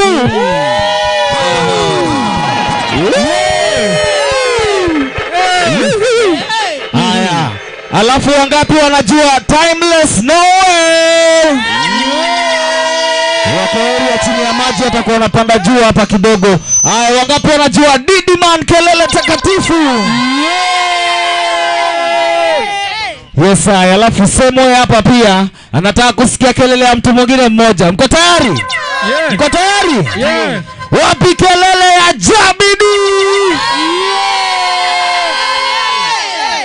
Tuko na mbogi mzima hapa. Kabla ni wa introduce wote wako pale nyuma chini ya maji. Lazima tusifu pamoja, si ndio? Alafu bado kutoka Ghetto Radio niko na mtu mmoja. Nataka mwasikie wote, si ndio? Wangapi wanajua huyo sio mwizi? Alikuwa anauza nyama pale gara. Sasa alikutuliwa na ama askari. Aya, ni ama askari. Lakini wapi kelele ya Bonoko? Bonoko de. Aya, nataka Bonoko akikuja King Kafu. King Kafu kutoka Geto Radio ndio King Kafu. Bonoko pia anakuja hapa aongeleshe tukiendelea, si ndio? Yes. Ni aje wase. Poa poa. Wase wa Gedhorai oe. Mimi pia ni mwana Gedhorai. Na mimi kujaga hapa kwa Ochi sana, mushinda kwa Ochi. Si mnajua Ochi coaches hapa. Sasa mimi ni best yao. Na pia mimi ni reformist. Ndio maana unatuona tuko na Apostle wa Roinge. Roinge umesikia story yake. Sasa unasikia mfalme wa amani, si ndio? Huyo ni Apostle wa Roinge na ni alikuwa mzee wa Mongiki na akakuja ka reform, si ndio? Sasa hii anaeneza injili, si ndio? So tumeshikana pamoja, wana Gedhorai tumekuja kuwatembelea. Watu wote zile crimes zinafanyika hapa kwa roundabout, msibebe hawa vijana vibaya. Ni maisha tu ya kupitia kwa muda, ama ni aje? Si watu reform vijana, si ndio? Si kila mtu reform. Government inafai create employment, si ndio? Na hatuwezi andukwa sisi wote, si ndio? Kwa hivyo tunafaa to give thanks kwa mali uko. Kama ujipateni kwa crime, usiworry, maisha ita change one day, si ndio? Kwa hivyo msikonde hata kidogo kwa uko kwa crime na uko na bunduki unataka kurudisha, unataka kureform hapa hivi. Mfalme wa amani yako hapa, Apostle wa Roinge. Ama ni aje watu wangu, si ndio? Kama yali reform, nani hizi reform? Si ni watu wengi, si ndio? Kwa hivyo tuko hapa na Bonoko, tumekuja ku-entertain hapa. Jabidi mmesikia kwa area. Tutakuwa tu hapa hivi mpaka Magidhaa, si ndio? Kwa hivyo watu wa Gedhorai wote mjitokeze kwa Makeja. Church iko Tao pale railway station. Ukifika hapo Coffee Plaza, uliza tu kwa Apostle wa Roinge. Utakama hapo hivi, inaitwa CFC. Ama ni aje watu wangu, si ndio? Karibuni nyinyi wote Gedhorai wote. Si ndio? Karibuni sana. Simpatie Kafu makofi mazuri kwa jina la Yesu. Jamani kabisa. Kama na watumbuizanga ndani ya radio na sasa leo mnamuona live. Siupigie Yesu makofi mazuri kwa sababu ya huu. Na kwa sababu wamefika. Ni heshima yangu maana tumekuwa na waimbaji hapa. Tuko na watumishi wa Mungu wako hapa. Ninataka tu tufanye hivi. Maana hii watu hawachukuigi muda mrefu. Tuwapatie tu nafasi yao nzuri. Amen. Wakanyage hapa. Amen. At least waseme kile ambacho, let me tell you, wanasemanga ukiona vinaelea jua vimefanya nini? Ongeza sauti. Wanasema hivi, ukiona vinaelea vimefanya nini? Ukiona ibada hii imefanikiwa hivi, Apostle Dura wa Roinge amegaramika kwa sababu ya wewe. Maana aliona asipokukupata kwa neno, atakupata kwa hii DJ hawa. Amen. Akaona hata msipopatikana kwa DJ, atakukamatia hii maaskari hawa. Hallelujah. Si nikisema hivyo unapigia Yesu makofi. Akaona nikana kwamba amutasikia vizuri sana. Akasema ya kwamba hii watu wanaendanga na flow gani? Akaona ya kwamba akikamata jamani Papa Jabidi. Maana Jabidi baka mtoto. Unaona vile mtoto wako hapa. Ngoja uone Jabidi akipiga hapa. Kelele itakuwa hapa. Akasema ya kwamba mkikosekana kupatikana kwa hii watu wote, nikikamata Jabidi, utakamatika. Si upigie Yesu makofi mazuri. Wacha tuchukue tu mikono hii. Inua tu mikono mahali ulipo, hata huko nyuma. Inua mikono juu namna hii. Ni kwa sababu tu ya heshima ya Mungu na mtumishi wa Mungu. Kupitia mtumishi wa Mungu ametuletea hii watu wote wa Mungu mahali hapa. Mimi nina ombi na ni heshima yangu kuleta Apostle Dura wa Roinge. Si upigie Yesu makofi. Ili atuletee Jabidi. Ili bado. Pigia Yesu makofi mazuri anapokamata in the name of Jesus. Hebu angalia, ngoja. Usikuje nyama pale gara. Sasa ngoja. Kata, usikuje. Simama hapo kwanza. Jabidi, usikuje. Hata wataki ukuje. Akuje. Basi kujeni hapa. Nyinyi mko huko, mkuje hapa. Hakuji kama hamtakuja. Simuende. Simwede. Ngoma yako number 1. Jabidi sikuje. Jamani usikie ati ukuje ati kama unaweza kucheza ngoma yake number 1. Ngoma number 5. Sasa Jabidi, unajua ngoma number 5 yake? Aha.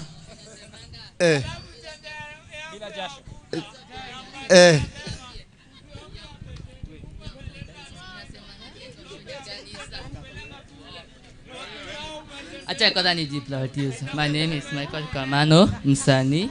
Sasa nimetoka kurap nikasikia hadi hapa ni kuko na aya. Bakayok nakwambianga kegosho lakini nya kanisa, nakwambianga miondoko lakini nya kilabu, nakwambianga kegosho lakini na kanisa, nakwambianga kegosho lakini nya kilabu. Wapi makofi? Yes. Panda hapo juu. Pigia giga. Huyo ni rapa anachomoka tu. Jabidi. Yeah. Simufanye collab moja na huyu. Hiyo inaweza by the way. Nimesikia ako na gift na ako na passion manze. Nimesikia ni nitasimamia. Hapo sawa. Fanya tu collab. Hapo sawa.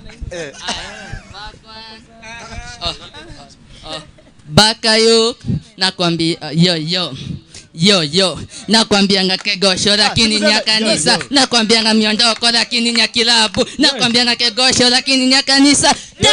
Tabia mbaya kwa kanisa miondoko. Hapana miondoko kwa kanisa. Kwa kanisa kunafaa kegosho ama aje? Hata nikuchezee number 2. Tunasemanga Githurai ni kwa yo, tunawambianga Githurai ni kwa yo. Wase wengi wanatokanga Nairobi kukuja kufanya lakini kegosho kwa yo. Tunasemanga Githurai ni kwa yo. Tunasemanga bila masomo wezi ishi, bila kusoma wezi ishi, na bila kuishi wezi ishi. Nakwambianga masomo ni kitu muhimu, nakwambianga masomo na kitu.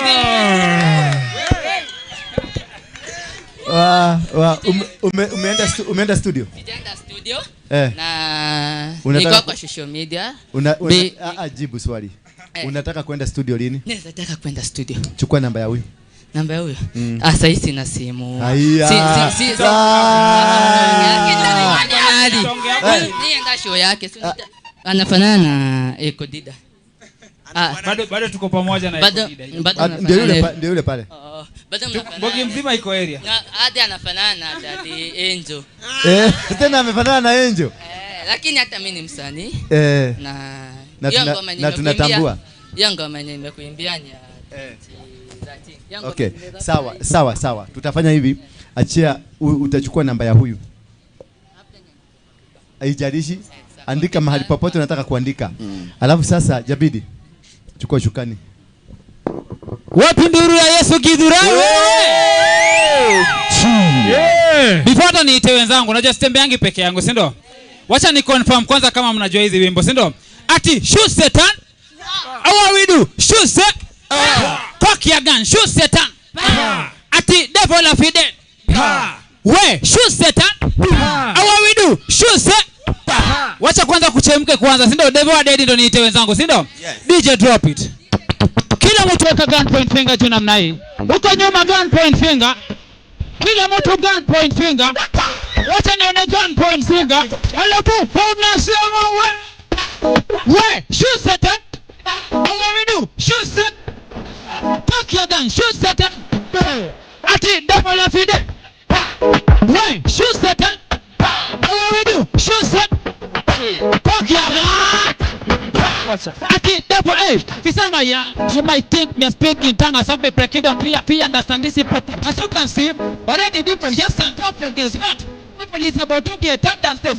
That demon definitely not beauty. Then with the most I cannot be helping them make up. The everything that they can be a perfect make up. The everything that they can have for because they pay. Is what I call them. And if you take back the different man, me say no. Proclaim Christ and this devil up in no. Proclaim Christ and this devil up in no. Me no need that 6-pack. Baby for me and then I'm to be Satan. What if I put together in the body? Wake up you, and I put some away. Wait, shoot Satan. What we do? Shoot set. Okay, gun. Shoot set. Ati double up it. Yeah, shoot set. What we do? Shoot set. Okay, gun. Pull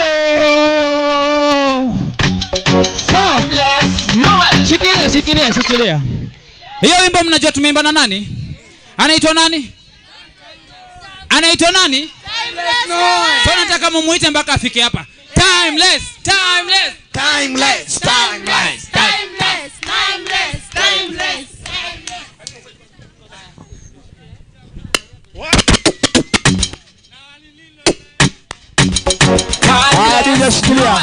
Shikilia. Watu wa Githurai. Nimetoka Citizen TV na nimesema lazima nikuje hapa, si ndio? Mkiniona nikikuja hapa inamaanisha hapa hii uwanja inaenda kuja in 5 minutes, si ndio? Hebu fanya hivi, ambia rafiki yako changamuka basi, changamuka. Ambia rafiki changamuka. Sisi DJ Shikilia kata. Hatuiti watu watakuja, si ndio? Caretaker funga nyumba, kama mko juu kujeni hapa. Juu in 50 minutes tutakuwa tumeweza sana. Bwana Yesu asifiwe. Mko tayari? Mko tayari? Aya, sasa nije tuende kazi. Timeless. Weka dance Githurai. Piga hodi. Dance imeshika mashinani. Kila chote kila mtaani. Kati dance inaleta burudani. Hey, hodi. Kati dance imeshika mashinani.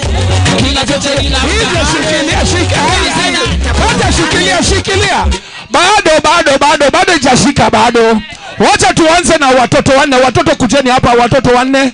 Hapa Githurai. Tunaanza na watoto ndio inashika kwanza. Wacha watoto wa Yesu wapande stage. Tukikuja hapa sasa itashika. Watoto wa Yesu we. Watoto wa Yesu we. Watoto wa Yesu we. Aya, Githurai unani watoto bado watu wanakuja bado. Tukimaliza takuwa imejaa huko nyuma. Aya, mko tayari watu wa Githurai? Aya, acha tuone watoto wakifanya body dance. Aya, tuende kazi. DJ Kata. Timeless. What are this time you're doing it with the dancing spectrum? By the name John. Dance imeshika mashinani. Kila choche kila mtaani. Dance inaleta burudani. Hey, hodi. Dance imeshika mashinani. Kila choche kila mtaani. Dance inaleta burudani. In the street, put in the chat. Take your time, you know, rush. Hell kuna ban, even kuna bash. Aticheki vile wana dance. DJ Kata Shikilia kwanza bado. Watu wa Githurai na wameweza ni huyu.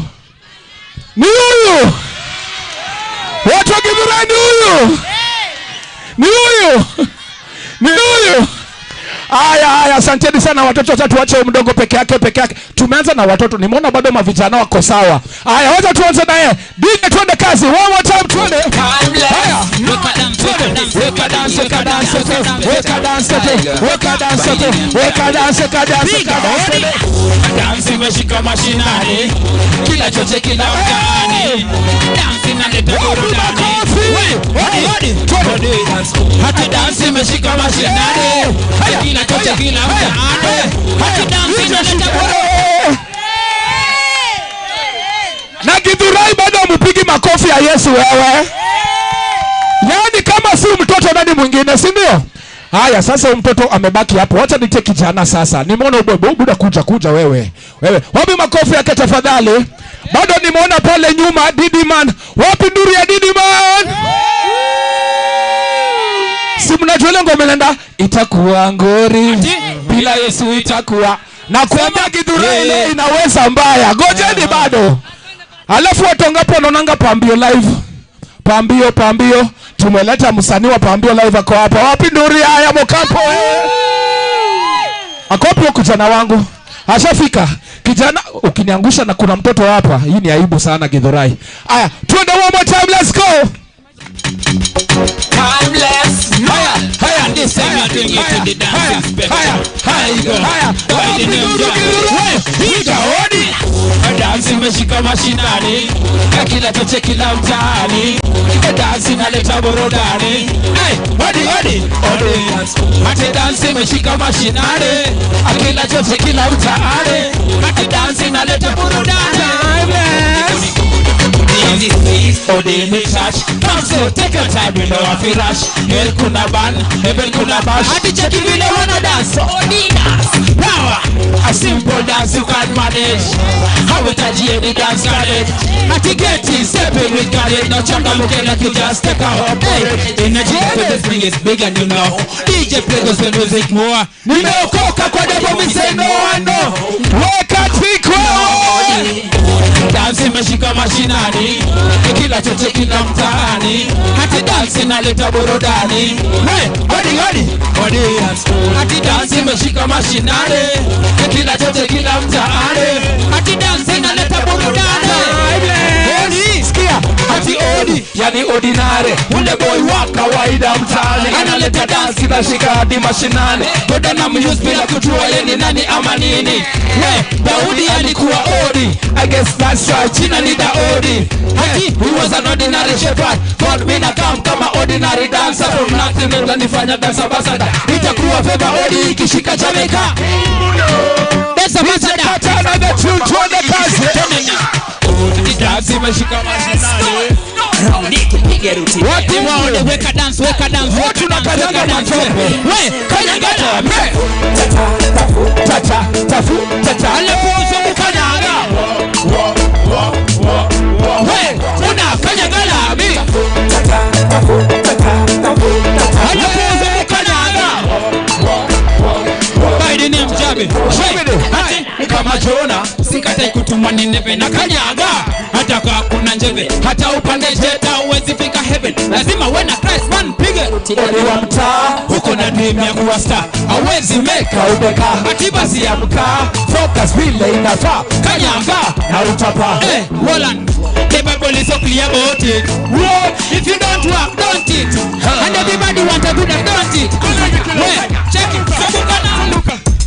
Timeless. What did you do? Dancing. Yes, Kula neno. Kula neno.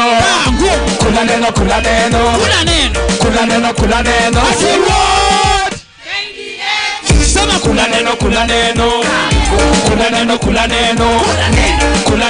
neno. I say what? Kama kwaya, uko na waka. Na shoti baba. Give me space. I can't go save it. 1, 2, 3, wakada. Vimba. Weka energy. Ati energy. Halafu hizo mikono. Vimba. Watu wagedera. Energy. Wako. Vimba bad like a David.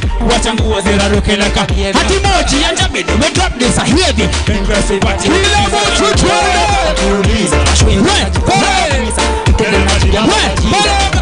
Watu wagidurai. Weka makwaya. Weka kona. Hati.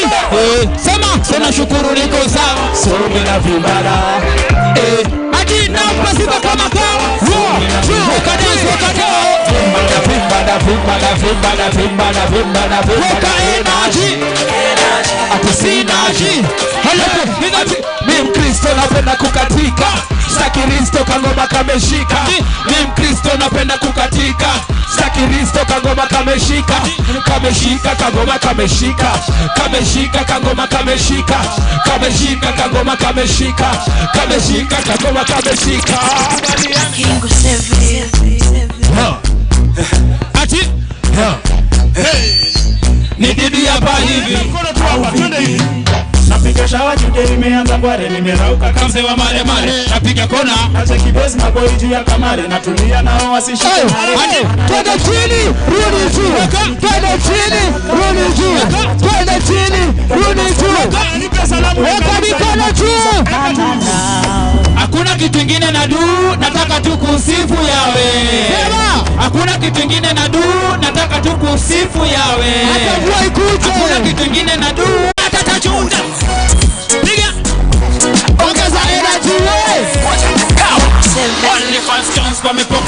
Nilipuke kama rocket. One thing we know is that Goliath had the target. Piga anguke kule na silaha zake. Na vuruga ajue hapa jua kuna chake. Goliath umetuvuruga for long. Umekuwa ukinichucha juu ya vile uko. Hati umejipinda bado uko mawengu.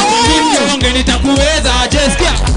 Me pick 5 stones representing 5 letters. Jesus. Me pick weka sning yako tu. Weka. So, here's some more shout. Piga. Hii Goliath ataju. Piga. Hadi yako una mchezo. Piga. Ongeza DJ Gabadaba alafu cheza doba ikibamba sana unapulo mara 7 uokovu inashika kushinda jaba bila jasho na jibamba niko soba ana baba alafu leta raba bad vibes tuna rabbit bila raba wakisikia hii song wajue ni baba wakipiga TikTok timeless ati sema itakuwaje mavijana hapa tunakunywa maji sio changa hakuna kungangana hizi tunatoka hapa bila jasho sema bila jasho kwenye jana sema bila jasho sema bila jasho hizi tunatoka hapa bila jasho bila jasho ati easy bila jasho hakuna wowo bila jasho hizi tunatoka hapa kuna msana kutesa bila hatia mpaka unalia usiwe na pressure Yesu wako hia atabeba mzigo yako hope unasikia ukiweka nguvu mingi kuna vile uko solo sitoke tu mdogo usichafue polo kama hujarada tukidance tu follow tunazitoka free hapa ati hii dance wende kusema weni kama guest na juni bila jasho unahitaji kurest so mkono moja unaweza weka kwa ukuta ama kwa shoulder base yako hapo next weka dance na maringo sema nini sema bila jasho ati nini sema sema bila jasho hizi tunatoka hapa bila jasho we bila jasho ati easy bila jasho hakuna different one DJ hizi tunatoka hapa bila hey kelele takataka send busy again makofi tu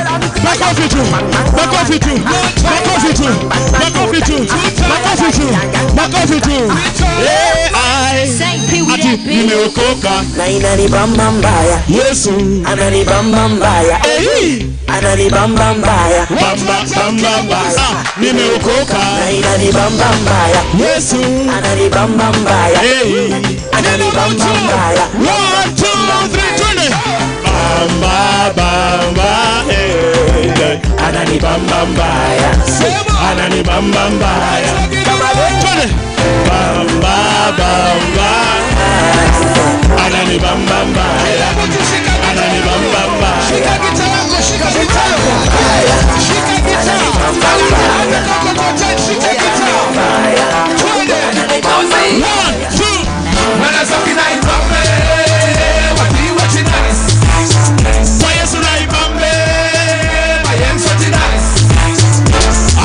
cool down. Atapupa.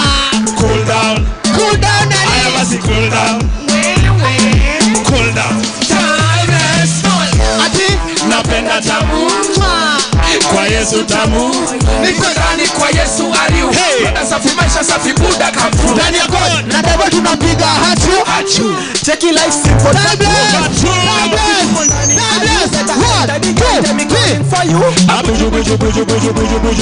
Watoi hapa ndani kuna nafasi. Christ alisema sisi wote watoi. Safi kwa Yesu demo makasi. Kule. Better stick to the plan. Kule. Everything good nothing wrong. Kule. Biblically you are the one. 1 2 na safi na ibambe. What nice. Kwa Yesu na ibambe. My ex what Nice. Haya basi cool down. Atapupa. Cool down. Haya basi cool down. Wewe. Cool down. Another tune wazito.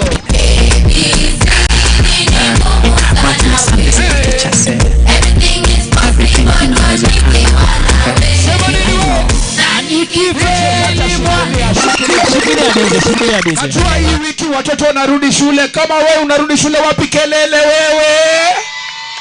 Watoto wangu. Hebu tujifunze kila mtu A B C D. ni ngumu sana we. But everything is possible God nikiwa nawe. Ati na nikifeli mwalimu atanichapa. Ewe Bwana unisaidie.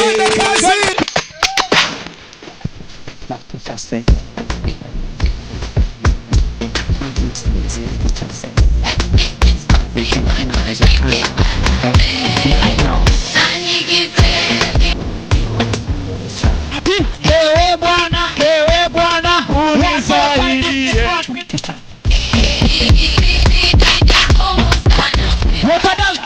Everything is possible.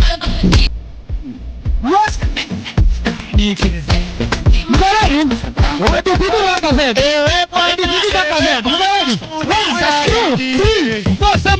All of a sudden I'm that guy who people wanna be. Everything is possible, even the blind can't see. Apart from Jesus, I follow nobody. Long time they predict that we'll get an E, but instead, what did I get? Happy Father God with a capital G. The person I'm gonna be okay for. Ati ngoja. Cause I already laid my foundation on Jesus, I make me think so. When you still they complain me like hello, you put your standards to pick up my M-U. So now me come me tell them L-O. So I know who I am, I'm a VIP. Alishani pa maji so sinanga and I never make my past in the mind for me. Jesus I mean B-O-double-S. Maisha pinje na kata mister. It has never been me, God is all about you. Neither it has never been about my team. So when you discourage me, tell you D-W. Your negativity nilishapiga X. I'm done and don't ask me why. I'm done and don't ask me why. Nimemaliza and don't ask me why. Tulianza na A tunamaliza na God bless Noel. Come cover with the dancing step. DJ tena next. Wase si imekuwa ngori hapa. Bado haijakuwa ngori, si ndio? Hebu acha nisikie Didi akiwaambia kitu moja. Didi hebu waambie. Haya, kwa sababu DJ shikilia.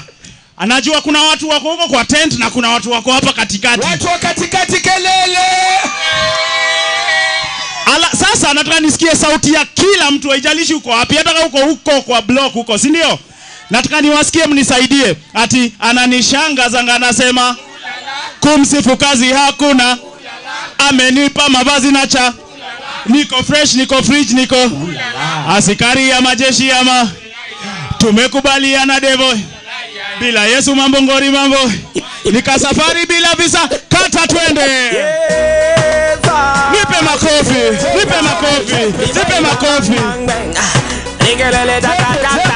Ongeza tempo DJ. Niwasikie. Sema itakuwa ngori. Sema bila Yesu itakuwa ngori. Ati nilisema itakuwa ngori. Ati pause. Kata tempo. Tuendele. Itakuwa ngori. Bila Yesu itakuwa ngori. Ati nilisema itakuwa ngori. Hey, pause.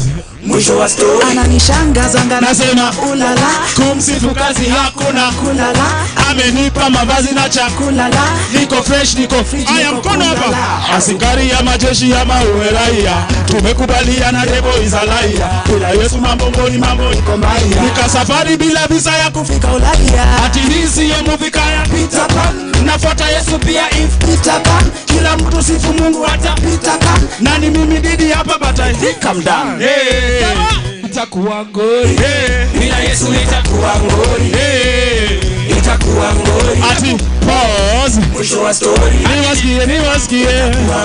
Hey, bila Yesu itakuwa ngori. Itakuwa ngori. Sasa wimbo ni ya watu wawili. Hata kama uko kwa tent tafuta jirani. Alafu namsalimia. Salimia Modo tafadhali. Salimia Modo. Unampenda. Salimia Modo mwambie unampenda tafadhali. Salimia jirani mwambie unampenda.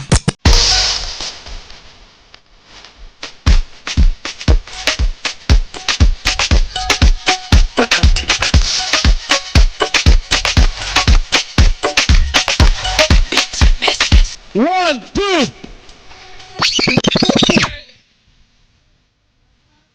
Haya. Mumeshika?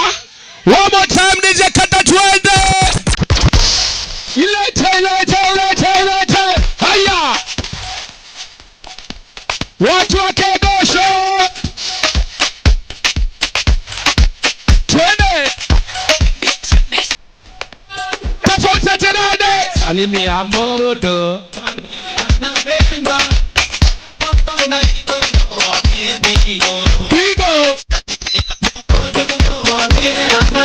Hey. Ndani ya kosho tumekuja na usafi, tumeoshwa. Tunaimba kingosho ipikie vijana na watoto. Kuna feeling mtu pata kiomoka, na hiyo feeling mtu pata pia kiokoka. Uko na confidence kama mtu akomboka, unaonekana kuna hawana. Pop kama sai ole body na magoti sikonge majirani hatani. Tuna bounce na design na mikono zinapeperuka kidesign. Na glow injili ya God na glow. Siko solo injili ya God na tafuta jelane. Hey, waambie anamemba.